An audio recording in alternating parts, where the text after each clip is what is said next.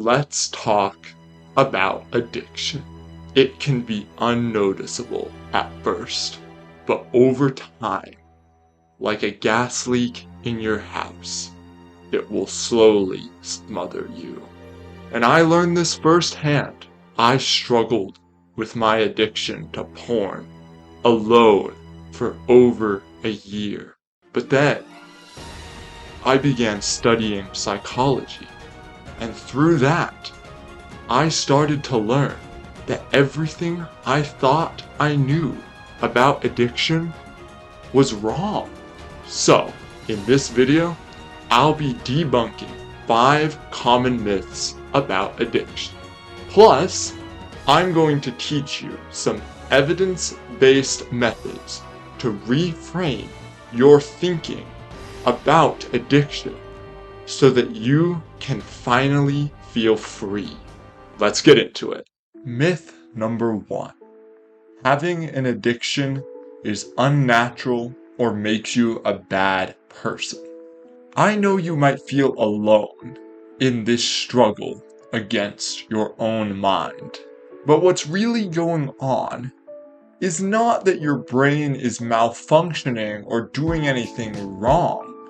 In fact, it's quite the opposite.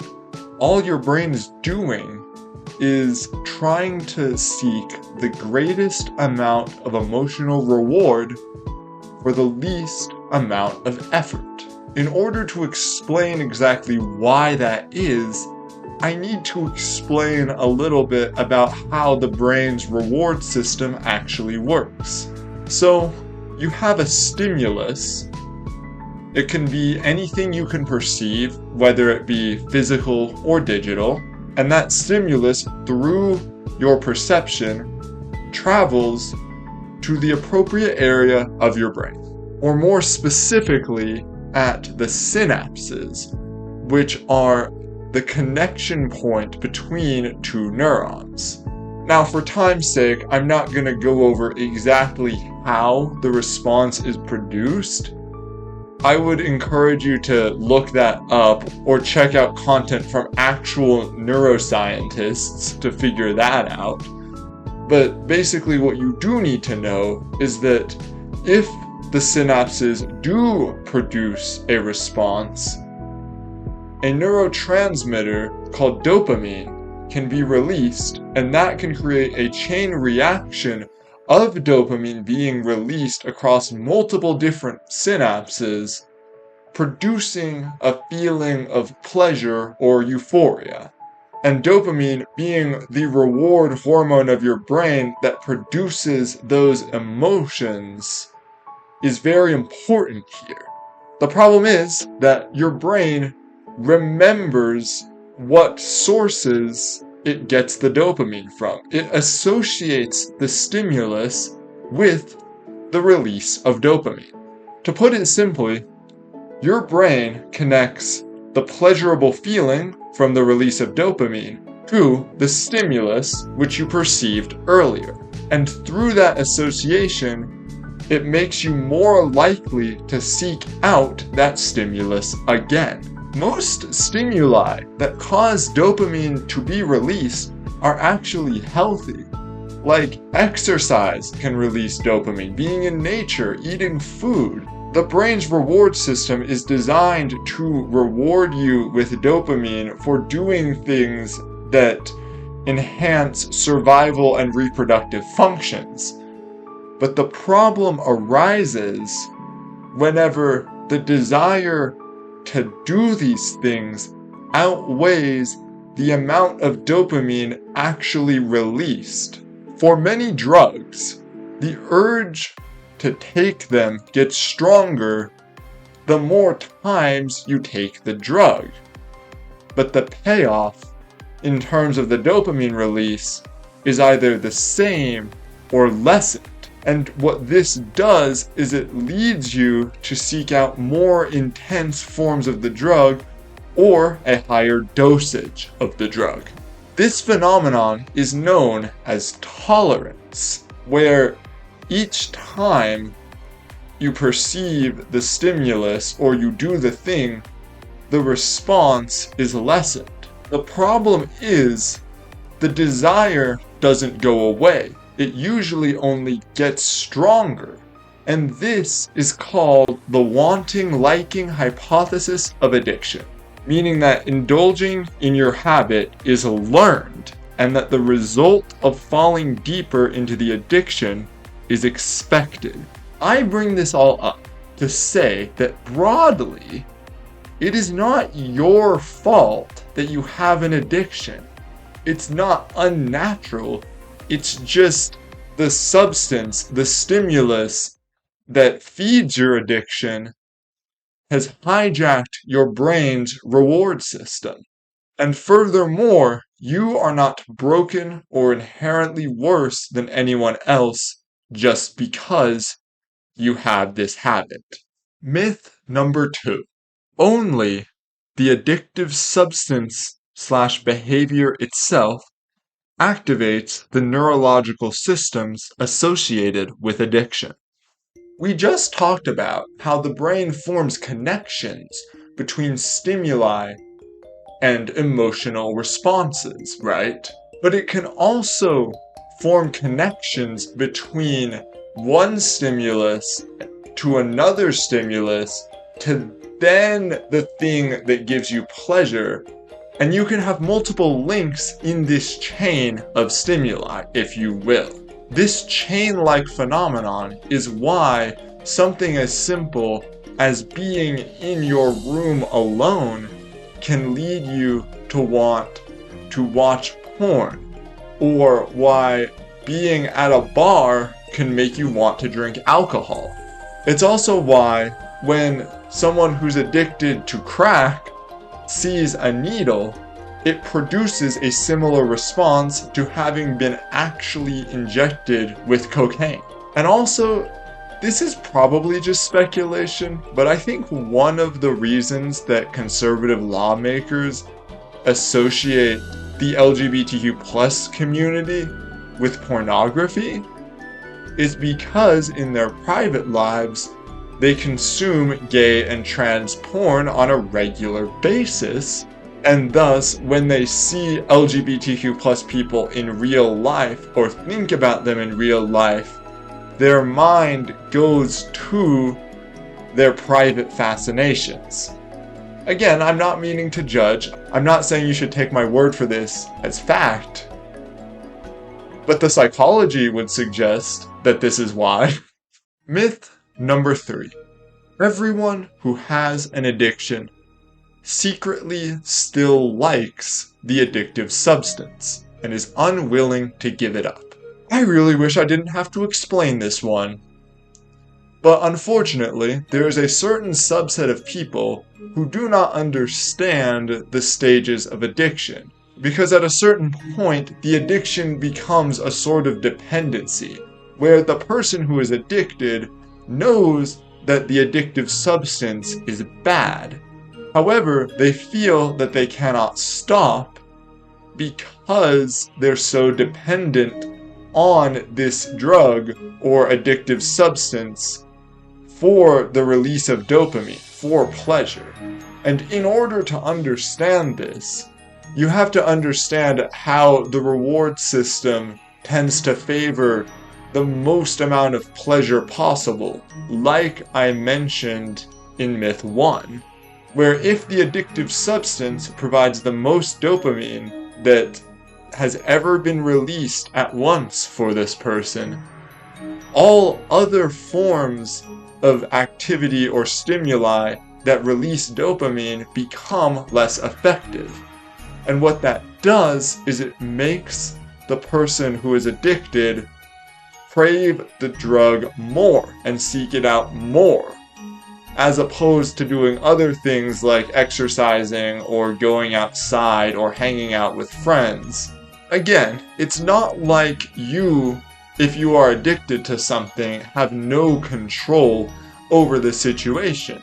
You just have to understand that dealing with these urges is not easy because of the way you have trained your brain to crave the thing that gives the most reward.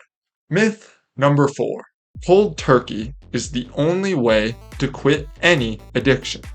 I will say that this advice does apply for a lot of addictions, especially in the cases of hard drugs, where increasing the dose too much can literally lead to death. But in the case of addictions that will not very quickly result in your death, such as gambling or pornography, modulating use has actually been found to be very effective. For example, setting a rule for yourself that you are only allowed to watch porn at certain times of the day infrequently is a great way to train your brain to only have those urges at the time of day that you've set is okay. And if you do have an urge that's not during that time, you can just tell yourself it's not time yet. And it's pretty easy to get your brain to shut up from there. Obviously, if the desire is restricted to certain times of the day, it is very easy to use the urge surfing method that has been clinically proven to work in order to untrain your mind from responding to this addiction. You might ask though, what is the urge surfing method? Well, to explain that, I have to explain a very common psychological experiment, being Pavlov's dogs. So, an early psychological researcher named Ivan Pavlov trained his dogs to associate the sound of a bell with feeding time. As a result of hearing the sound of the bell, these dogs would salivate, and then they would get their food. But the interesting thing is, Pavlov could ring the bell at any time. Like, this experiment is not time dependent on like when they usually have dinner, and the dogs would still salivate, which proves that the dogs don't associate food with salivation, but rather the sound of the bell with salivation. And this principle is called classical conditioning, which I actually touched on earlier with the needle example, where you learn to associate a stimulus, being the bell, with a reward, being food. As a result, a response to the stimulus is produced before the actual reward happens. So how does this apply to addiction? Well, Pavlov was able to untrain his dogs from associating the stimulus, the sound of the bell, with food by, over multiple instances, ringing the bell and not giving them food. Over time, the dogs associated the bell with food less and less and less.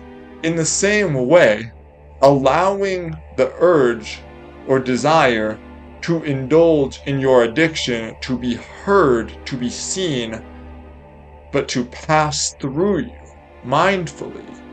You hear the bell, but you don't respond. You don't salivate. You don't actually indulge in the addiction. In this way, you can actually untrain your brain from associating the stimulus with the response. Cool, huh? I will say that the modulating part of this advice does not apply to people who are addicted to, let's say, heroin or other similar hard drugs. But the urge surfing advice does. So yeah, go try it out later today if you want. I promise you'll see results within a few months. Myth number 5. Once an addict, always an addict. There's a reason I have deliberately avoided using the term addict in this video. It's demeaning, it's self-deprecating, and it leads to a false perception of yourself where your addiction becomes your identity. Similarly to why we don't call Native American people Indians anymore. Associating a word with a negative connotation with a person or group of people is inherently demeaning to that person or group of people. Words have power, and one of the best ways to break out of the early stages of an addiction is to no longer connect yourself so closely with that addiction. You are more than your bad habits. You are more than your flaws. You are you.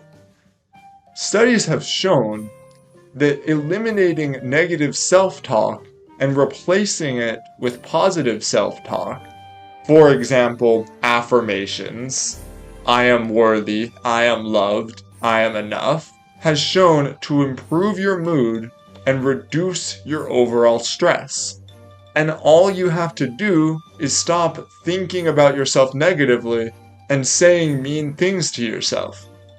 Instead, replace them with kind words, and you will see results.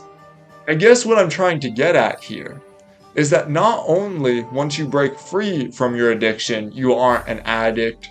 You aren't an addict right now, unless you think you are. You can literally just say to yourself that you are more than just this addiction. That you aren't going to let it control you. And boom, it doesn't control you anymore. It might take time, but eventually, by reframing the way you think about yourself, you might even forget what it feels like to get the desire to indulge in your habit. With that being said though, that's all I have for you today. So, if you enjoyed this video, I would strongly consider leaving a like, subscribing, and watching some of my other content, because doing all of those things helps my content reach more people who might be in need of it. As always, I hope you all have a great day. Peace.